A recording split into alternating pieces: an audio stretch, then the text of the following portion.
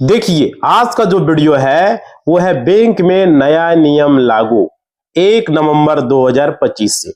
तो यहां पर बहुत बड़ा अपडेट है, इसी को लेकर के आप लोग को बताने वाले हैं। देखिए यहां पे क्या है, यहां पर नॉमिनी के नियमों में बदलाव हुआ है। आप लोग को पता ही होगा, अधिकतम 4 नॉमिनी आप ऐड कर पाओगे। आप बैंक खाता धारक को अपने बचत खाते, fix deposit, recurring deposit, RD जिसको बोलते हो, एफडी बोलते हो, और बैंक लॉकर के लिए एक से अधिक 4 नॉमिनी बना पाओगे। तो नमस्कार साथियों, मेरा नाम विजय वर्मा है, आप देख रहे हो टेक्निकल वाले हौसला।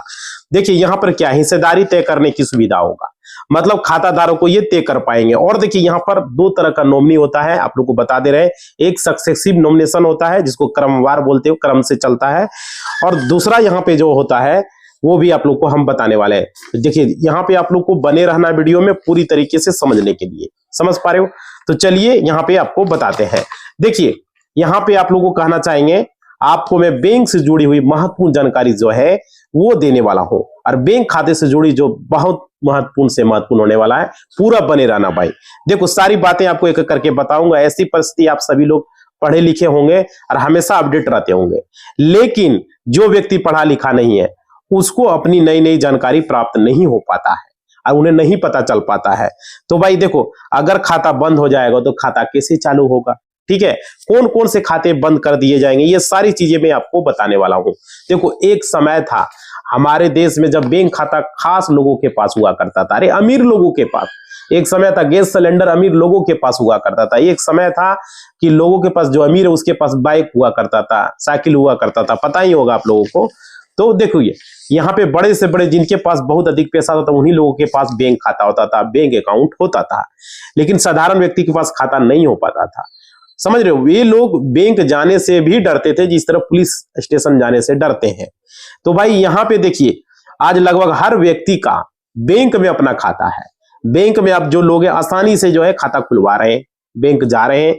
तो इसी बीच इतने सारे लोग जो है एक्टिव हो चुके हैं, लेकिन रिजर्व बैंक ने एक महत्वपूर्ण नियम बना दिया है, समझ पा रहे हो, और ये बहुत सख्त नियम है। और देखिए रिजर्व बैंक ने कहा कि 3 तरह के खाते को बंद कर दिया जाएगा, समझ रहे हो। और कौन से 3 तरह के खाते हैं जो वो बंद होंगे, ये आप सभी लोग जान जाएं। रिजर्व बैंक ऑफ इंडिया ने कहा वैसे खाते बंद कर दिए देना चाहिए जो 1 साल से जिसमें किसी भी तरह का कोई ट्रांजैक्शन नहीं हो रहा है, अब कोई लेन देन नहीं कर रहे हैं, समझ रहे हो। तो यहाँ पे न पैसा जमा हुआ न निकला, कुछ पैसा पड़ा हुआ है, उससे कोई फर्क नहीं पड़ता। अगर पैसा आपका पड़ा हुआ है, अब लेन देन नहीं कर रहे हो, समझ रहे हो। अगर उस खाते से लगातार 1 साल तक कोई ट्रांजैक्शन नहीं हो रहा है, किसी भी तरह का लेन देन नहीं हो रहा है, तो उस खाते को बंद कर देना चाहिए, ये रिजर्व बैंक ने कहा, समझ रहे हो। और दूसरे नंबर पे कौन खाते हैं वो भी मैं बता दे रहा हूं, समझिए भाई। वीडियो एजुकेशन पर्पस के लिए आपको जानना समझना बहुत जरूरी है। देखिए जिनमें 2 साल से किसी भी तरह का ट्रांजैक्शन नहीं हो रहा है, तो कुछ पैसे अब जमा है लेकिन 2 साल से खाते को यूज नहीं कर रहे हो, पैसे को नहीं जमा कर रहे हो, नहीं निकाल रहे हो, कुछ भी नहीं हो रहा है, तो वैसे खाते को भी बंद कर दिया जाएगा। क्लियर, दूसरा पॉइंट आपको समझ में आ गया। और तीसरे जो सबसे पहले बंद होंगे वो खाते बंद जीरो बैलेंस पे लोगों ने जो खुलवाए हैं। कई लोगों ने अपने कस्टमर बढ़ाने के लिए, कई बैंकों ने अपने कस्टमर को जीरो बैलेंस अकाउंट खोलना स्टार्ट किया। तो एक बैंक ने स्टार्ट किया तो दूसरे ने किया, तीसरे ने किया, चौथे ने किया, समझ रहे हो। इस तरीके से बैंकों ने ऑफर दिया, इस ऑफर को कई लोगों ने बैंक में अकाउंट खुलवा लिए। और कई लोगों के पास ऑलरेडी बैंक अकाउंट थे, उन्होंने फिर भी दूसरे बैंक में खाते खुलवा लिए, जिनकी जरूरत उनको नहीं थी तो उन लोगों ने खुलवाया, जिनको जरूरत नहीं थी। अब देखिए उन्हें लगा कि जीरो बैलेंस अकाउंट खुल रहा है, क्या दिक्कत है, नया बैंक है, हम देख लेते हैं बैंक कैसा है, तो वो अकाउंट उन्होंने खुलवा लिया। तो ये भी रिजर्व बैंक ने कहा है कि जीरो बैलेंस पे जितने भी अकाउंट ओपन हुए हैं, समझ पा रहे हो, जितने भी अकाउंट खोलेंगे उनको सबसे पहले बंद कर देना चाहिए। अब ऐसा नहीं कि आपने जीरो पे अकाउंट खुलवाया, आप उसमें ट्रांजैक्शन कर रहे हो, उसके बाद भी उसे खाते को बंद कर दिया जाएगा, ऐसा नहीं होगा। अब नहीं ट्रांजैक्शन कर रहे हो तो वैसे खाते को बंद करने का आदेश दिया। अब देखिए यहाँ पे क्या होगा, और उसमें कोई ट्रांजैक्शन नहीं कर रहे हैं तो बैंक अकाउंट सिर्फ उसी तरह से पड़ा हुआ है। अगर इस तरह के अकाउंट है जिसमें कोई ट्रांजैक्शन नहीं हो रहे, जीरो बैलेंस है और वे खुला हुआ है, तो वे खाते बंद हो जाएंगे, समझ पा रहे हो। और देख कई ऐसे महिलाएं जो अपना थोड़ा थोड़ा पैसा सेविंग अकाउंट में मतलब खुलवा लिया है, उसमें जमा कर रहे हैं, तो वहां पे पैसा वो जमा करती, कुछ महिलाओं ने अपने खाते में जो है तो वो पैसा जमा किया, पैसा जमा करके छोड़ दिया, 1 साल हो गया, कई मतलब कि कई महिलाओं ने 2 साल तक खाते में पैसा जमा किया हुआ है, और उसके बाद भी फिर उन्होंने मतलब क्या किया है, 2 साल तक उसको छोड़ दिया, कोई लेन देन नहीं कर रहा है। तो ऐसी महिलाएं जो ऐसे लोग अपने खाते को इस तरह से अगर खुलवाया है और वो 1-2 साल से कोई लेन देन नहीं किया, ट्रांजेक्शन नहीं किए खाते में, तो भाई ट्रांजेक्शन नहीं करेंगे तो अभी समय क्या है, अभी आपको घबराना नहीं है। आपको क्या करना है, कुछ पैसे उससे निकाल लेने, समझ रहे हो, कुछ पैसे उससे जाके निकाल लेना ब्रांच से, अगर आपके पास एटीएम तो एटीएम से, या तो सीएसपी में जाके फिंगर आधार कार्ड से कुछ पैसे को आपको निकलवा लेना है, समझ पा रहे हो, और फिर उसमें जमा कर देना है। समझ में आ रही है बात, पैसे कहीं भी जमा हो जाएगा, चाहे कोई भी बैंक में आपका खाता हो, आप उस बैंक का किसी भी जाके पैसे एक बार निकाल लो, जो आधार कार्ड से पैसे निकालते हैं उनसे फिंगर देके, और फिर पैसा जमा करवा दो, समझ रहे हो। तो अभी आपके पास अगर वर्तमान में नहीं है तो आप उसमें उस पैसे को निकाल करके दोबारा से जमा कर दे, या आपके पास पैसे कुछ है तो जमा कर दो, 500-1000 जो भी है, ठीक है। तो ऐसा करने पर लेन देन वहां बैंक में दिख जाएगा और वो खाता आपका बंद नहीं होगा, समझ रहे हो। तो ये चीजें हैं भाई, अभी किसी भी तरह का आपको नुकसान यहां पर नहीं होने वाला है। आप देखिए, खाता आपका बंद नहीं होगा, बैंक में ट्रांजैक्शन भी दिख जाएगा। तो वैसे लोग ये काम कर सकते हैं, निकाल के दोबारा जमा कर सकते हैं, और अगर आपके पास पैसा है तो दे दो पैसा, भाई जमा कर देगा, ठीक है। अब देखिए, अपनी केवाईसी को लेकर के बहुत सारे लोग यहाँ सवाल कर रहे थे। अब ये चीजें आप लोग को समझ में आ गया। आप देखिए, केवाईसी करवाओ, लेकिन कई लोग केवाईसी करवा ही नहीं रहे। हमारे देश में लगातार जो है, कोई भी बैंक हो, चाहे वो सरकारी हो, प्राइवेट हो, किसी भी तरह का बैंक हो, यहाँ पे अपना केवाईसी आपको करवाना ही पड़ेगा। लेकिन बैंक क्या कर रही है, वो बैंक मैसेज भेजती है। हमारे देश में आज भी बहुत सारे ऐसे लोग हैं जो पढ़े लिखे नहीं है, उनको पता ही नहीं है उस मैसेज का मतलब, समझ रहे हो। शहरों में जो लोग रह रहे हैं उसमें तो पढ़े लिखे लोग हैं। अगर गांव में तरफ अगर वो मैसेज जा रहा है लोगों के, क्योंकि गांव के लोग भी उसको अकाउंट होता है बैंक में, है ना। तो भाई ऐसे गांव में से लोग जो आज भी पढ़ा लिखना नहीं जानते, उनके पास मोबाइल फोन तो है, मोबाइल को वो हैंडल तो करना नहीं जानते, समझ रहे, ऐसे भी लोग हैं।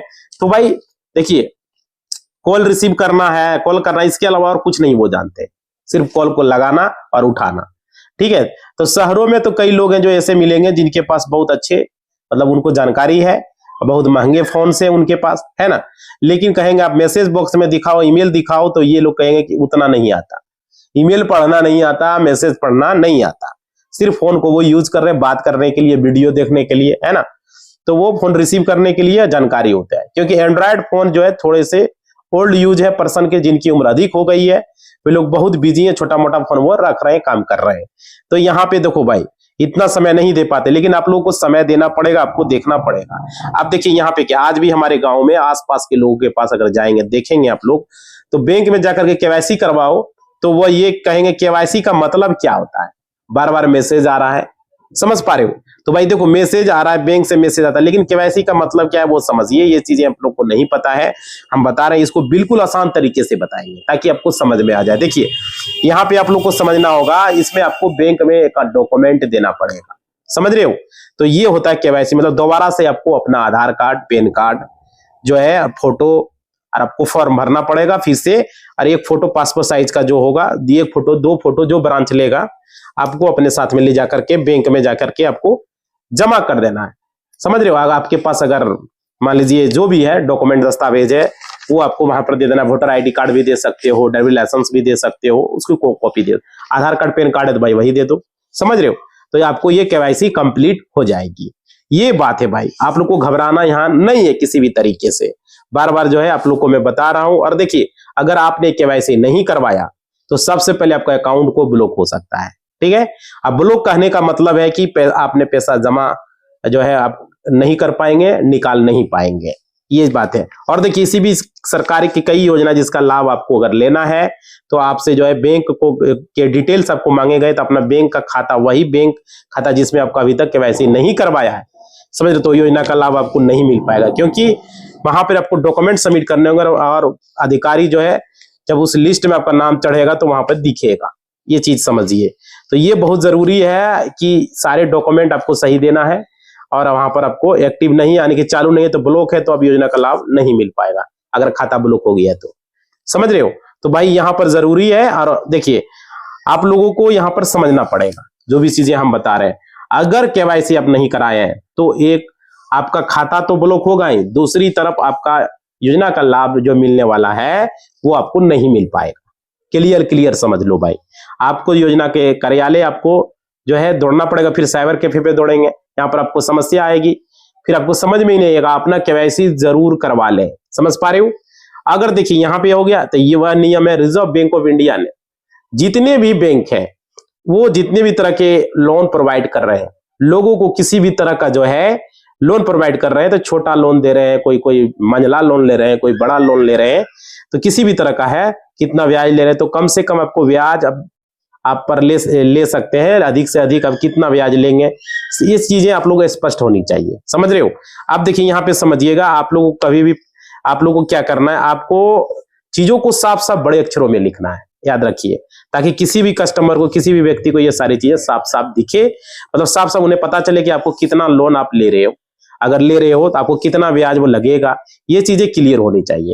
इसके लिए रिजर्व बैंक ऑफ इंडिया ने एक और भी नियम बनाया। अब जितने भी लोग अपना यानी कि नवंबर महीने में जितने भी लोग अकाउंट खुलवाएं, उनका जो है एक नॉमिनी की जगह 4 नॉमिनी का नाम जोड़ना पड़ेगा। समझ रहे? ऐसे नियम आ रहे हैं और हो सकता है आपका नवंबर 2025 से लागू हो गए। और जितने भी लोग अपना अकाउंट खुलवाएं, उनमें नॉमिनी जो है एक नॉमिनी की जगह 4 नॉमिनी दे सकेंगे। तो ये सबसे बड़ा अपडेट है। नॉमिनी का मतलब क्या होता है, आप आसान तरीके से समझो क्या होता है। देखिए, आपके लीगल उत्तराधिकारी, मतलब आपके कानूनी जो उत्तराधिकारी है, उनका डिटेल्स आपको देना है। और डिटेल्स में क्या देना है वो समझिए। देखिए, नॉमिनी का नाम सही तरीके से डालना है, उसका पता सही तरीके से डालना, ईमेल आईडी, मोबाइल नंबर, उनका एड्रेस, ठीक है, उनकी डेट ऑफ बर्थ एकदम सही डालना। अंदाजे 30 साल, 25 साल, 20 साल लिख देता है, नहीं भाई, जो date of birth Aadhaar card में है उस हिसाब से आपको डालना है और साफ साफ लिखना है। ऐसा समझ रहे हो ना? रिजर्व बैंक ऑफ इंडिया के पास जो है लगभग 78,000 करोड़ रुपया जो है अभी भी पड़ा हुआ है, जिसका व्यक्ति ने आज तक कोई क्लेम नहीं किया। समझ पा रहे हो? आज तक बता रहा हूं। और क्यों नहीं हुआ? क्योंकि आप लोग जानिए, कई गांव के ऐसे व्यक्ति जो दूसरे शहर चला गया, वे काम कर रहा है, तो अपना अकाउंट खुलवाया, वहां पे परिवार के लिए, बच्चों के लिए पैसा जमा करता, लेकिन उसकी जानकारी उनके परिवार को नहीं है। अलग से अकाउंट खुलवाया, घर वाले को पता ही नहीं कि उसका अकाउंट था कोई बैंक में। तो भाई ये जरूरी है, पासबुक घर में जरूर रखें, चेकबुक जरूर सारे बैंकों का एक बार मंगवा ले, घर में रखें, एटीएम कार्ड जरूर रखें। समझ पा रहे हो? ये जरूर लोग पासबुक रखता ही नहीं है, घर में जरूर पासबुक, या तो घर में जरूर बताए इस बैंक में मेरा खाता है, यहाँ है, या वाइफ के मोबाइल पर पासबुक का फोटो भेज दे, या घर में जीरोक्स करा के रख दे। समझ रहे हो? जरूरी है, समझ लो।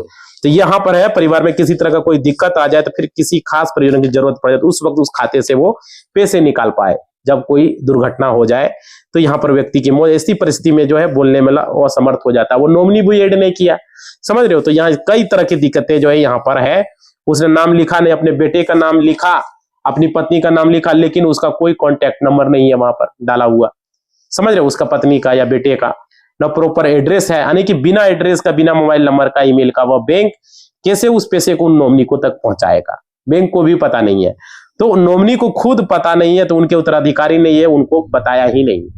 समझ रहे हो? तो उनका जो है पिता है या माता है, कोई भी अकाउंट खुलवाया नॉमिनी के, तो उसमें पैसे पड़े हुए हैं, इस बात की जानकारी नहीं हो पाती है।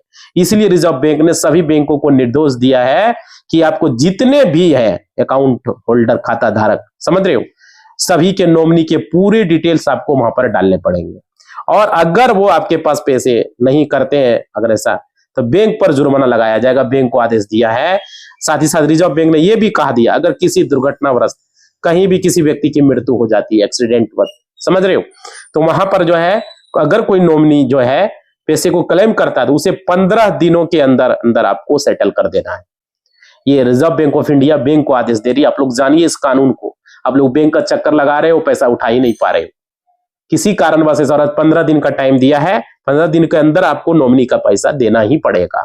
समझ रहे, उन तक पहुंचना है। रिजर्व बैंक ने ये नियम बनाए हुए हैं और ये सारे नियम रिजर्व बैंक बना रही है आप लोगों को लाभ के लिए, आप लोगों को बेनिफिट के लिए, और आप लोगों को नियम पता होना चाहिए। और देखिए बेहतर भविष्य के लिए जरूरी है भाई। और देखो इनकम टैक्स डिपार्टमेंट पे नोटिस आ रहे हैं, अब इनकम टैक्स डिपार्टमेंट पे नोटिस आ रहे हैं, क्यों नोटिस आ रहे हैं वो भी आप लोग जान जाए, अच्छे तरीके से समझे। बार बार हम वीडियो बना रहे हैं, आप लोग अच्छे तरीके से देखते नहीं है। देखिए आप लोग सबसे पहले लाइक करो वीडियो को, जितने भी जुड़े हो भाई। देखो हमारे देश में लोग एक बैंक में अकाउंट खुलवा लेते हैं, ठीक है, आप बैंक में पैसे भी जमा करते हैं और बहुत अच्छी बात है, लेकिन वहां पे एक गड़बड़ी करते हैं। क्या गड़बड़ी करते हैं? एक वित्तीय वर्ष में 10 लाख से अधिक पैसे वो जमा कर देते हैं, समझ पा रहे, अकाउंट में। तो कई ऐसे लोग हैं जो कि ये काम कर रहे हैं भाई। कोई अगर व्यापार कर रहा है किसी भी तरह का कोई पैसा, तो वहां पर 10 लाख से अधिक अपना सेविंग अकाउंट पर वो जमा कर रहे हैं। और 10 लाख से अधिक पैसे जमा करते हैं तो अपने अकाउंट सेविंग अकाउंट में कर रहे हैं। फिर करेंट अकाउंट में, तो अगर आपका 10 लाख से अधिक या 20 लाख या करेंट अकाउंट के जो टर्म एंड कंडीशन उनके उस लिमिट को अगर वो क्रॉस कर देते हैं तो उनका भी इनकम टैक्स नोटिस आ सकता है।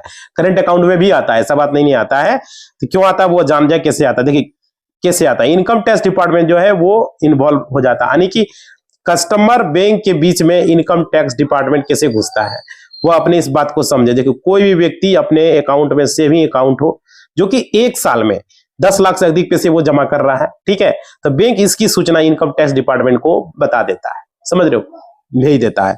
और यह नियम बना हुआ, कोई भी कस्टमर अगर एक साल में 10 लाख से अधिक जो है वो अगर पैसे जमा करता है तो सारे बैंक, जितने भी बैंक है, प्राइवेट हो चाहे वो सरकारी हो, उससे कोई फर्क नहीं पड़ता, समझ, सारे बैंकों को इसकी सूचना देनी पड़ती कि ये कस्टमर इन्होंने एक साल से 10 लाख से अधिक पैसा जमा किया। अब जैसे ही इनका इनकम टैक्स डिपार्टमेंट को पता चलता है, इनकम टैक्स डिपार्टमेंट आपको नोटिस भेज देता है, समझ रहे हो। तो नोटिस भेजने का मतलब ये नहीं कि आपको अरेस्ट करने गया है, समझ रहे हो, नोटिस ये मतलब नहीं होता है, आपको ये बताना पड़ेगा इतने पैसे आपको कहां से आए, कैसे आए, समझ रहे हो, ये सारी डिटेल्स आपको बतानी पड़ेगी पूरी विस्तार से। और देखिए इन लोगों का कहना है कि फिक्स डिपॉजिट किया इसलिए इनकम टैक्स डिपार्टमेंट नोटिस आ गया, तो ऐसा भी हुआ है, कई सारे लोगों के साथ, क्लाइंट के साथ भी कई सारे लोग इस तरह की बात बता रहे हैं, तो समझ रहे हो। तो फिक्स डिपॉजिट पे इनकम टैक्स डिपार्टमेंट का नोटिस कैसे आता है वो समझिए, सब कोई नहीं बताएगा, मैं बता रहा हूं। Income tax department long term investment जब होता है, यानी कि आप 7 साल 10 साल के लिए कोई पैसे एक बार फिक्स किया, बहुत सारे लोग ऐसे हैं 5 साल के लिए 10 साल के लिए करते हैं, तो देखिए 5 साल 10 साल 7 साल 8 साल, तो आपको उससे अधिक पैसे मिलेंगे, ये बहुत अच्छी बात है। लेकिन आपको यहां समझना पड़ेगा, आपके पास मान लीजिए 4 5 6 बैंक अकाउंट है, ठीक है, किसी के पास 2 है 3 है 4 है 5 है, इस तरीके से है, तो भाई 4 5 अकाउंट है, आपने अलग अलग बैंकों में छोटे छोटे बड़े बड़े जो है अमाउंट अपने फिक्स डिपॉजिट में करवा दिए, तो यहां पर क्या होता है, इस तरह का इसकी सूचना इनकम टैक्स डिपार्टमेंट को मिल जाती है। कैसे मिलती है, देखिए समझिए, इनकम टैक्स डिपार्टमेंट ये सोचता है कि एक ही व्यक्ति इतने सारे फिक्स डिपॉजिट क्यों कर रहा है, फिर अगर वो 10 लाख से अधिक है या 20 लाख से अधिक है फिक्स डिपॉजिट किया है, समझ रहे हो, तो फिर ऐसा क्यों कर रहा है, इस तरह से जो है इनकम टैक्स डिपार्टमेंट आपको नोटिस भेज देता है। उनसे भी वो पूछती है, मैं आप सभी लोगों को एक जानकारी दे दूं, समझिएगा, इनकम टैक्स डिपार्टमेंट अगर आपको नोटिस आता है तो बहुत ज्यादा घबराने की जरूरत नहीं है, आपको सही तरीके से काम करना, आपने किसी भी तरह की गड़बड़ी नहीं की, फिर भी आपको डरने की कोई आवश्यकता नहीं है। देखिए यहाँ पे आपको समझिएगा, यहां से ये इसलिए देखो इसमें कोई दिक्कत नहीं होता, दिक्कत उन लोगों को होती है जिन्होंने गलत तरीके से पैसे कमाए, गलत तरीके से जो है पैसे को जमा किया। इनकम टैक्स डिपार्टमेंट पूछता है सोर्स ऑफ इनकम, यानी कि आपको पैसा कहां से प्राप्त हुआ। कई लोगों को आपने देखा होगा जब वो अकाउंट खुलवाने के लिए जो है, यहाँ पे देखिएगा, खुलवाने के लिए जाते हैं तो कई लोग अपने आप को लिखते हैं कि हम कृषक है, फार्मर है, समझ रहे हो, तो भाई हम खेती बाड़ी करते हैं, तो उनके अकाउंट से लाखों का ट्रांजेक्शन हो रहा है, करोड़ों का ट्रांजेक्शन हो रहा है, समझ। इनकम टैक्स डिपार्टमेंट पूछेगा कि अगर आप किसान है तो आपने बड़े किसान है तो आपको कितनी खेती हुई है, आपको कितना अनाज होता है, आपके पास कितने सारे पैसे आ गए, समझ रहे। ये सारी महिलाएं जो वहां पर फैक्ट्रियां चल रही उन्हें लिख देता है कि मैं हाउस वाइफ हूं, अगर हाउस वाइफ है तो आप इधर अब आपके नाम से बिजनेस चल रहा है ना, तो भाई ये सारी चीजें वहां पर पूछा जाता है। सोर्स ऑफ इनकम आपको बताना पड़ेगा कि आप कैसे युवा, आपने जो है स्टूडेंट लिखते हैं तो स्टूडेंट के आप उस खाते से करोड़ों का ट्रांजेक्शन कर रहे हैं, समझ रहे हो भाई, लाखों का ट्रांजेक्शन कर रहे हैं, पर ट्रांजेक्शन तो हो रहा है लेकिन ऑनलाइन हो रहा है, ऑफलाइन हो रहा है, इतने सारे ट्रांजेक्शन। अगर आप स्टूडेंट है, जनरल कंपटीशन की तैयारी कर रहे हो भाई, तो ये भाई यहाँ पे सवाल उठता है, समझ रहे हो। तो इस तरह से आपको इनकम टैक्स डिपार्टमेंट गलत पैसों की जांच करता है कि पैसा कहां से आया। फिक्स डिपॉजिट भी जो करना इसलिए करते हैं ताकि उनका पैसा सुरक्षित रहता है, समझ रहे हो, क्लियर, समझ में आ रही है बात। उसके बाद देखिए यहाँ पे क्या आता है कि इसलिए फिक्स डिपॉजिट किए जाते हैं। देखिए फिक्स डिपॉजिट में उन्हें छूट भी मिलता है, ऐसा बात नहीं है। देखो आप टैक्स चुराने में फिक्स डिपॉजिट जो है तो नहीं कर रहे हैं, अलग अलग तरीकों से आप सभी लोगों को इस बात को समझना पड़ेगा। मतलब कि उन्होंने 4 5 बैंक 6 बैंक में जो है अकाउंट खुलवा लिया अलग अलग, ठीक है, तो ट्रांजेक्शन कर रहे हैं। बैंक अकाउंट खुलवाने के वक्त आपने देखा होगा पैन कार्ड मांगा जाता है जब भी खाता खुलवाते हैं आप लोग, तो पैन कार्ड आप दे रहे हैं, एक तरफ आपने पैन कार्ड बनवाया, आपके खाते से लाखों का ट्रांजेक्शन हो रहा है, दूसरी तरफ ITR फाइल नहीं कर रहे हैं आप, समझ रहे हो। इसका क्या, आपको अलग अलग खातों का लाखों रुपया का ट्रांजेक्शन कर रहे हैं, तो आपको ITR फाइल करना चाहिए। जितने भी पैसे का ट्रांजेक्शन हो रहा है, पैसे का ट्रांजेक्शन हो रहा है तो आपको ITR फाइल करना पड़ेगा। इसलिए इनकम टैक्स डिपार्टमेंट नोटिस जो है अब बहुत अधिक डरने की जरूरत नहीं है नोटिस से आप लोगों को, लेकिन इस तरह की गलती आपको नहीं करना है। अगर आप व्यापार करते हो तो क्लियर कर दे कि मैं व्यापार करता हूं। अगर महिला है, उनके नाम से कोई फैक्ट्री है, बिजनेस है, कुछ भी है, तो भाई आप लोग क्लियर कर दे कि मेरे नाम, मेरे वाइफ के नाम से, मेरे पत्नी के नाम से फैक्ट्री है, खुलवाई है। तो समझ रहे हो, वहां की वो मालकिन है, उन्हें सिर्फ अकाउंट उनके नाम से खुलवाए, अपने पत्नी के नाम से फैक्ट्री खोल के रखी है, चाहे वो छोटी हो बड़े हो, जिस तरह की भी आपने फैक्ट्री, आपको पूरी बात वहां पर बता देनी है। समझ रहे हो, और कोई भी टैक्स चुराने की कोशिश आपको नहीं करना। बहुत सारे ऐसे लोग हैं जो टैक्स चुरा रहे हैं, अलग अलग ट्रेडर्स नाम से बनाता है। समझ रहे, इनकम टैक्स डिपार्टमेंट जो है नोटिस आएगा, तो ये सारे नियम आप लोगों को पता होना चाहिए। नहीं तो भाई देखो, जितने भी अकाउंट होल्डर है, ठीक है, आपको पता होना चाहिए, नियमों को जानना चाहिए। अगर देखिए 3 तरह के खाते बंद हो जाएंगे, बंद होंगे, नवंबर से ही हो सकता है बंद होना स्टार्ट हो जाएगा। आप सभी लोग जागरूक रहें, जो भी चीजें हम बता रहे हैं एक्टिव रहे, और आप लोगों को सूचना होना चाहिए। मैंने अपने खाते में 50,000, 1 लाख जो है 80,000 या 2-3 लाख जो भी है 5 लाख जमा किए हैं, तो हमारा खाता बंद नहीं हो सकता है। बहुत सारे ऐसे लोग हैं कि आपका खाता बंद हो जाएगा। समझ रहे हो, तो देखिए अगर 1-2 साल के अंदर खाते में कोई ट्रांजेक्शन नहीं किया, भले ही उस खाते में आपका 10 लाख क्यों नहीं आप जमा कर दिए हो, तो आप सोच रहे खाता नहीं बंद होगा भाई, तो आपको ट्रांजेक्शन जो है वहां पर दिखाना पड़ेगा, खाता आपका बंद हो सकता है। समझ पा रहे हो, इसलिए इस वीडियो में हमने बताया है आप लोग को कम से कम जो है, इसके लिए आपको बैंक में एप्लीकेशन डालें, उसमें अपना आप लोग चेक करते रहें। अगर बंद हो जाता है तो फिर आपको एप्लीकेशन देना होगा, फिर से आपको एक्टिवेट करना होगा। समझ रहे हो, तो ये जरूरी है। आप लोग सो के नहीं रहे, बहुत सारे लोग सो के रह रहे हैं। समझ रहे हो, तो ये बहुत जरूरी था। आज का वीडियो इसी बात के साथ हम खत्म कर रहे हैं। आप लोग लाइक शेयर सब्सक्राइब करो। वीडियो कैसा लगा जरूर बताओ कमेंट बॉक्स में, क्योंकि आज बहुत जरूरी जानकारी था। 1 नवंबर से जो भी अपडेटें आ रही है वो सारे कुछ हम बता रहे हैं, क्योंकि जो बदलाव हो रहा है ये आप लोगों को बहुत जरूरी है जानना। समझ नहीं पा रहे हो, इसी बात के साथ इस वीडियो को समाप्त कर रहे हैं। जय हिंद, जय भारत। आप लोग लाइक शेयर करो ताकि ये लोगों को पता होना चाहिए कि 1 नंबर से क्या चेंजेस हुआ, क्या बदलाव हुआ। ठीक है, धन्यवाद।